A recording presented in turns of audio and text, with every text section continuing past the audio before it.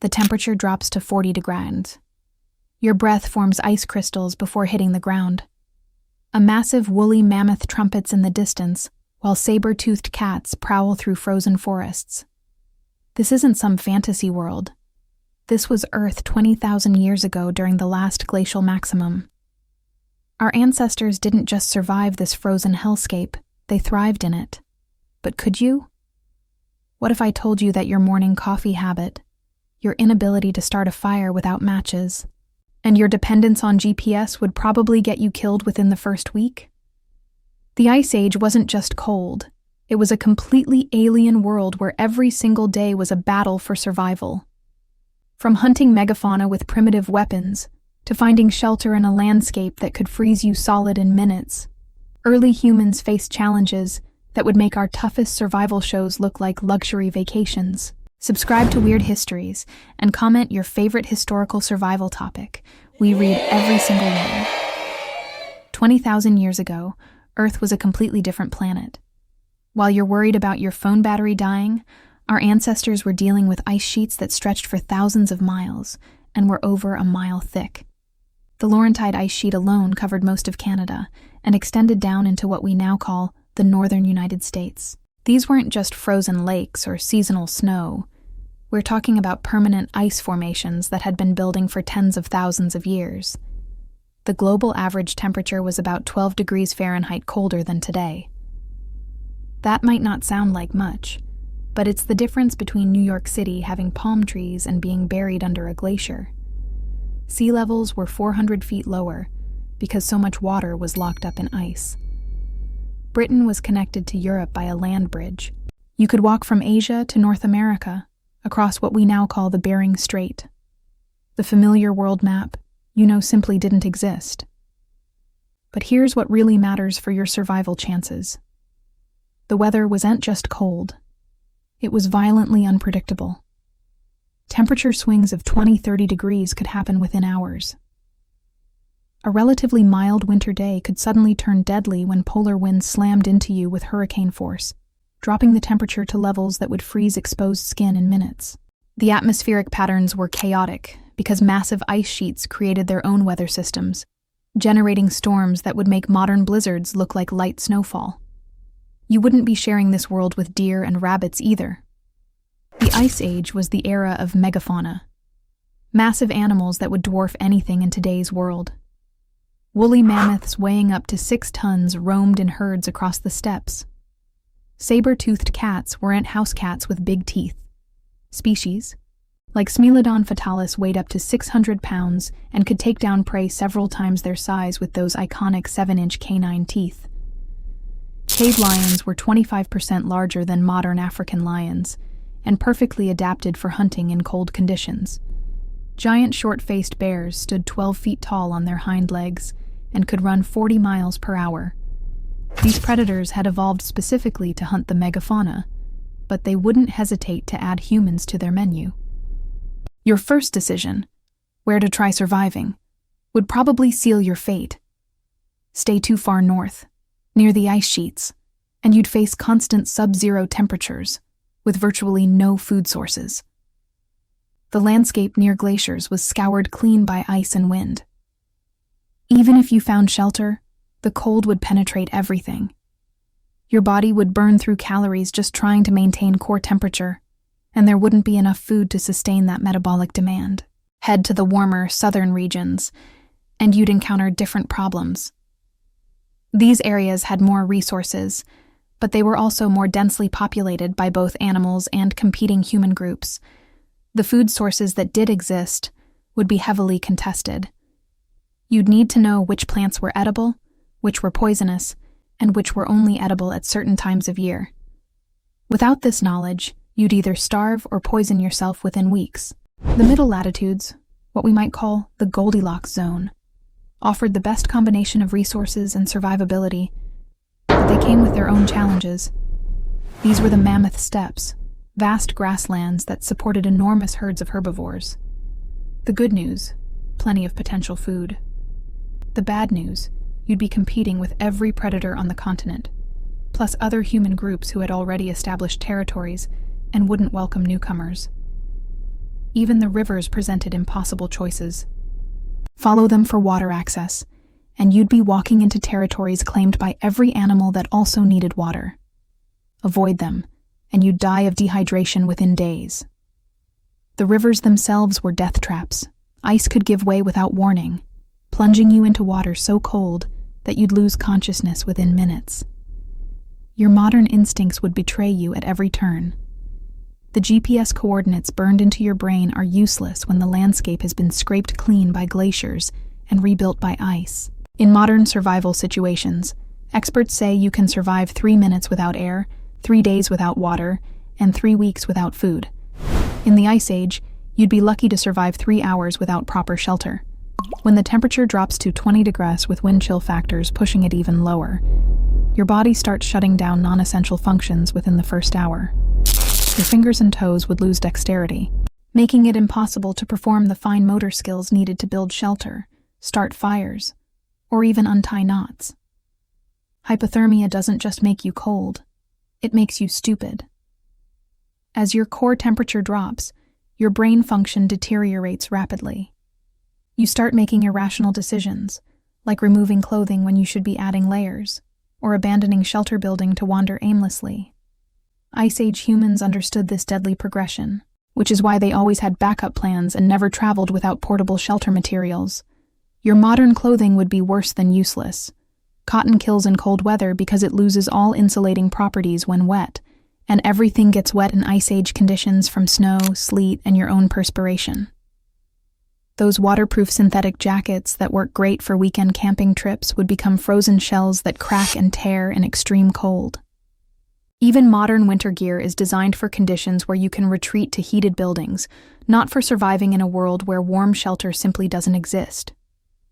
Starting fire without matches, lighters, or modern fire starters becomes brutally difficult when your life depends on it. The bow drill method that survival experts demonstrate took Ice Age humans hours to master under ideal conditions, and perfect conditions rarely existed.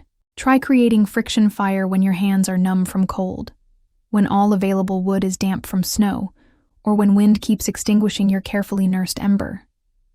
Your tinder needs to be absolutely dry, but in Ice Age conditions, everything stays wet for weeks at a time. Fire wasn't just convenience, it was the thin line between survival and death.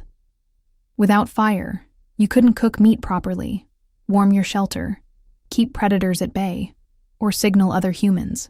Every day that you couldn't start fire was another day closer to dying from cold, food poisoning, or predator attacks. Ice Age groups maintained continuous fires for months at a time, with different people taking shifts to ensure the flames never died. Let your fire die as a solo survivor, and you'd face starting the entire process over again with no guarantee of success. Surviving the Ice Age wasn't just about staying warm, it was about consuming enough calories to fuel the biological furnace that kept you alive. In extreme cold, your body burns calories at an astronomical rate just maintaining core temperature. Modern Arctic researchers require 4,000 to 6,000 calories per day in extreme conditions, and they have high-tech gear and heated shelters. Ice Age humans needed even more, sometimes up to 8,000 calories daily, because they had no technological shortcuts for warmth or food preservation. This created an impossible math problem for modern people transported back in time. Your typical 2,000-calorie diet wouldn't even meet half your energy needs, meaning you'd be burning muscle mass and organ tissue within days. But finding 8,000 calories in a frozen landscape where most plants are dead and animals are scarce requires knowledge and skills that took generations to develop. You'd need to know not just how to hunt, but which parts of animals provided the most calories, how to extract maximum nutrition from bones and organs, and how to preserve excess food during rare successful hunts. Mammoth hunting wasn't a fair fight between humans and individual animals. It was psychological warfare conducted by coordinated teams who understood mammoth behavior better than modern zoologists. Hunters didn't try to kill mammoths in open combat. They used drive techniques, forcing herds toward natural barriers like cliffs, ravines, or boggy areas where the massive animals would become trapped or injured. Fire was used to create panic and direct animal movement, but controlling fire drives required split-second timing and perfect coordination. Your modern hunting experience with rifles and tree stands would be completely useless. Ice Age weapons weren't crude clubs and pointed sticks. They were sophisticated tools engineered for specific purposes. The Clovis point, used throughout North America, was a masterpiece of stone knapping that required hours of skilled work to create a single spear tip. These weren't disposable tools. They were precision instruments that hunters maintained and resharpened constantly because their lives depended on weapon reliability. Spear throwers, or atlatls, increased hunting range and power dramatically. A skilled hunter could launch a spear with enough force to penetrate mammoth hide at distances of 50-60 yards. But mastering an atlatl required years of practice to develop the muscle memory and timing necessary for accuracy. Your modern athletic abilities wouldn't translate.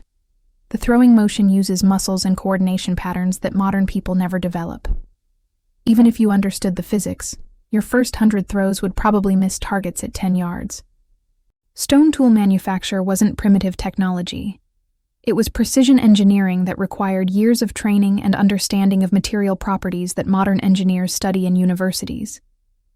Knapping quality flint into usable tools demanded knowledge of rock geology, fracture mechanics, and tool design principles. A poorly made spear point would shatter on first impact, potentially leaving you defenseless against dangerous prey or predators. The knapping process itself was dangerous and demanding. Striking stones correctly required perfect timing, precise angles, and enough force to fracture rock without destroying the core. Sharp stone flakes could slice through skin and tendons with surgical precision, and knapping sessions often resulted in serious cuts that could become infected in Ice Age conditions. Master knappers developed specialized techniques for different rock types, understanding how temperature, humidity, and rock age affected fracture patterns. Tool maintenance was just as critical as initial manufacture. Stone tools dulled quickly with use and required constant resharpening, using specialized techniques for different tool types. Scrapers needed different edge angles than cutting tools, and hunting points required different sharpening methods than woodworking implements. Without proper maintenance, even well-made tools became useless within days of intensive use. Fire-making tools required their own specialized knowledge systems. Flint and steel striking seems simple, until you realize that finding the right type of rock requires geological knowledge that took generations to accumulate. Not every rock produces sparks, and not every spark will light tinder. Ice Age fire starters knew exactly which stones worked in different weather conditions, how to prepare char cloth from specific materials, and how to create spark-catching systems that functioned in wind and moisture. But here's what would really kill you: the time investment required for tool making. Creating a single high-quality spear point could take 4 or 6 hours of concentrated work by an expert knapper. Making a complete hunting kit, spear points, scrapers, cutting tools, and fire-starting equipment represented weeks of skilled labor. As a solo survivor, you'd be trapped in an impossible cycle. You needed tools to hunt and survive, but making tools consumed time and energy you couldn't spare when you were already starving and freezing. Quality control systems ensured that tools met survival standards under life-threatening conditions.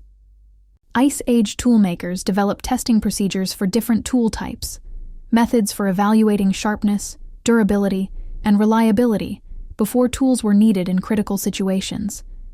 These weren't casual inspections. They were rigorous testing protocols that identified tool failures before they could cause hunting failures or defensive inadequacies. The rugged individualist surviving alone in the wilderness makes for great movie plots. But in Ice Age reality, it was a death sentence. The mathematical impossibility becomes clear when you calculate the workload required for basic survival. A single person needed to gather fuel for fire maintenance 6 to 8 hours daily, hunt or gather food for another 4 to 6 hours, maintain shelter and tools for 2 to 3 hours, and prepare food and materials for 3 to 4 hours. That's 15 to 21 hours of essential work every single day, leaving no time for rest, recovery, or contingency planning. But the real killer wasn't just the workload. It was the complete lack of backup systems. When you got sick, injured, or exhausted, there was nobody to maintain your fire, hunt for food, or defend against predators. A simple ankle sprain could mean death from exposure within days. A bad case of food poisoning could leave you too weak to gather fuel, causing your fire to die and your shelter temperature to drop to lethal levels.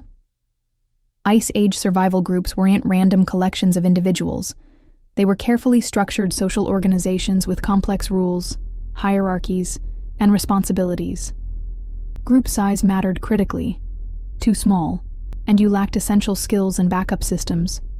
Too large, and resource depletion and social conflicts became unmanageable. The optimal survival group size was typically 15 to 25 individuals, providing enough specialization and redundancy without creating unsustainable resource demands. Work specialization created interdependencies that strengthened group bonds while maximizing survival efficiency. The best flint knapper focused on tool production.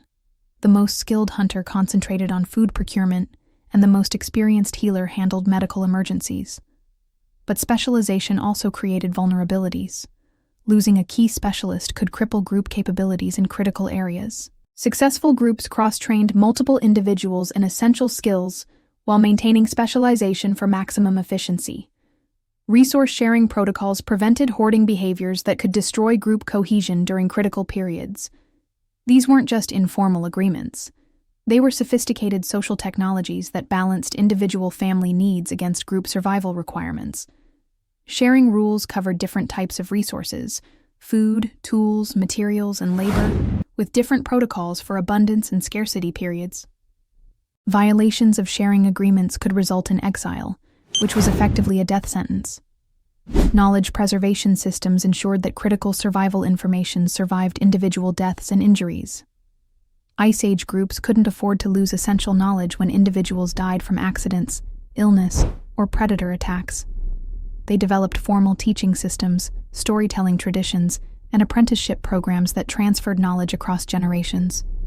These weren't casual educational activities.